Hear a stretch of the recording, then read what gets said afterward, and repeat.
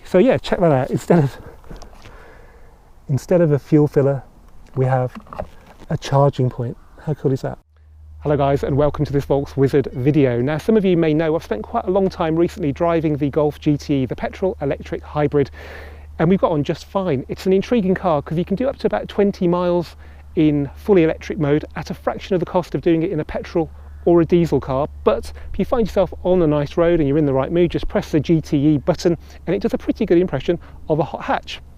Well, today I thought I'd go one stage further and drive my first ever full electric vehicle, which just happens to be Volkswagen's first ever full electric vehicle, and that's the e-Golf that you see here. Now, it's been out for a few years. It was revised in 2017 with a bit more power and a bit more range. So without any further ado, let's have a closer look at the all-electric e-Golf and see what the future holds. Okay, I don't normally begin a walk-around tour by looking under the bonnet, but I think I'll make an exception with the e-Golf because what's under there is a bit peculiar. So let's have a closer look. So there we have an electric motor driven by batteries that are located at the back of the car somewhere. I mean, I feel like I did when I opened the bonnet on a car as a kid and I didn't know my air filter from my spark plug. To some people it might even look like an engine because that looks a bit like a cylinder head. That looks like an air filter. We've even got a traditional battery. We've even got a traditional header tank, and all this aircon piping looks pretty familiar too. Is there a radiator? Yeah, strangely enough there are. There's a radiator and an aircon condenser in there, so that's interesting. No intercooler, obviously, because there's no turbo. So you can see down there, there's a lot of room. I mean, this car produces 134 horsepower. If it was a four-cylinder turbo engine producing that power, it would be taking up all that room down there. So it's a very compact power unit, and you can imagine how Volkswagen are going to exploit that with the new ID models, where they'll stick all that much lower down in the car, which means more space for people and luggage. So it's pretty standard on the outside. There's not much to give away that this is an electric car. If you know your Golfs, you'll recognise the headlights are a bit special. These are the LEDs off the GTIs and the Rs. Obviously these are identical to the GTE because they've got the blue trim, which signifies this is an electric car. We've also got the C-shaped daytime running lights there, which again signify it's an electric car. It's got pretty small wheels though, 16-inch with 205/55 16s. You can spec a 17-inch wheel, but I really wouldn't, because it'll be less efficient, which means that the range will be less good, and it could mean the difference between getting home and not if you go for bigger wheels. So I think I'd keep this car, if you're going to do it, keep it as efficient as possible. I'm sure as time goes on and range extends on these cars with better batteries, that you can maybe make a sporty car out of it, but I think for now you need to keep the range as long as possible. So yeah, not an awful lot to report. Under the boots, excuse my rubbish, we lose about 40 litres apparently, although that is a lot better than it is in the GTE. So I think we lose the depth of the spare wheel well, because there is no spare wheel,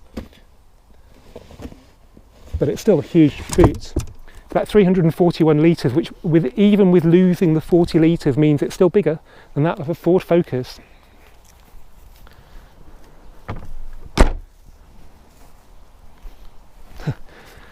Does this work? Yeah, you don't have to press a button like on the GTE. So yeah, check that out. Instead of a fuel filler, we have a charging point. How cool is that? So presumably like the GTE, plug it in and you can't undo it until you press unlock. Check that out. Let's just have another closer look at that. Because the GTE's still got a petrol tank, they had to put that at the front of the car. But we don't have to do that with this car because it's purely electric. Okay, inside it's all pretty familiar. We've got these very, very standard looking seats. I think they've been in Golf 7 since day one, but they're pretty comfy and they're pretty grippy with this fabric. They just look a bit boring.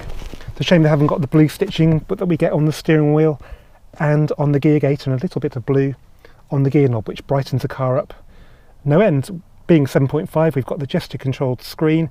We've got the active info display. For some reason, this car is displaying the nav on both. So I think that might be an option, but yeah, it's pretty surprising to see that for the first time on these. You can vary the size of the dials, as you probably know. On new Passat, which is launching here, but I'm probably not going to film today, you can actually have full screen nav for the first time with just like a speedo and probably maybe fuel range or electric range at the bottom corners of the screen, so that's something to look forward to for Mark 8. But yes, it's all pretty similar, so I won't waste any more time talking about it. What I will do is now, with you, share my first ever drive in a full electric vehicle. Okay guys, well here it is, my first ever electric drive. So let's press the start button, just like you would do on a Golf with a start button.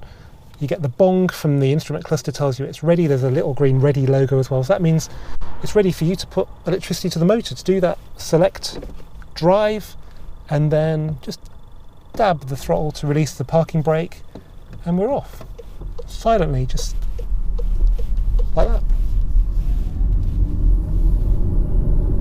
And it really is uncanny. It's just so relaxing in this car. Just a bit of wind noise, all that effort making like executive cars quiet like the A8, and all just taking the petrol engine out of a Golf and sticking an electric motor, and it's the quietest car I've ever been in, quite much quieter than the GTE because we're on smaller tyres. It's remarkable.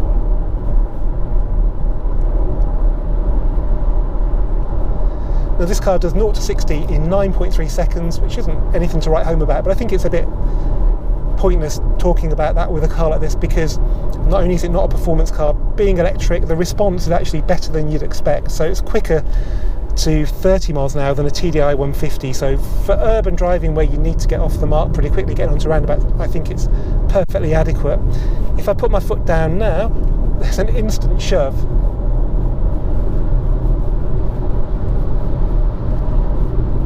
And yeah, that's pretty fast. Now you do need to be careful with this car because there is no gear changes, there's no engine noise. You can quite easily creep over speed limits, so I think using judicious use of the cruise control is pretty important. Another thing you should use is a recuperation from the braking system. So if you don't, because there's no engine braking, so you come off the gas and the car keeps on going. It's a bit weird. So the first thing you should do is pop it into B mode using the shifter, like you would select sport mode, and suddenly you get what feels like engine braking, but basically there's a generator converting the kinetic energy of the car into electricity. That's how it slows the car down. It also tops up the battery, which obviously with a full electric car is even more important than the GT. So I've already seen the range creep up a bit doing that, so that's pretty important. It also drives a lot more naturally now, so if I come off the gas now, it slows down. It's a bit stronger than engine braking, to be honest, but it's a bit less weird than when the car just keeps on going. So yeah, that's pretty cool. Does it handle well? Yes, it's a bit heavy. It's 1,540 kilograms, which is about the same as a Golf R Estate DSG.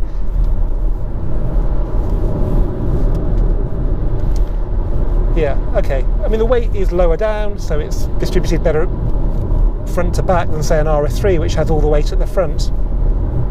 But I don't think this car's ever going to be that much fun on a B road, and that's where the GTE makes a bit more sense if you're that kind of driver. But most drivers aren't, are they? You know, look at the cars on the road. There are Corsas and Fiestas and stuff like that. So I think for a lot of people this will be superb. And because it's not a go faster car and it hasn't got big wheels and tyres, it's super efficient. And I think when you've got a limited range, that's ultra important, because if you dress it up with big wheels and spoilers, you might find actually one night you can't get home. Now I'm sure in time when range gets bigger, and there'll be some really good sporty cars, but at this price point now it's asking a bit much to be sporty and fully electric and have a decent range, but I'm pretty sure in time that will come.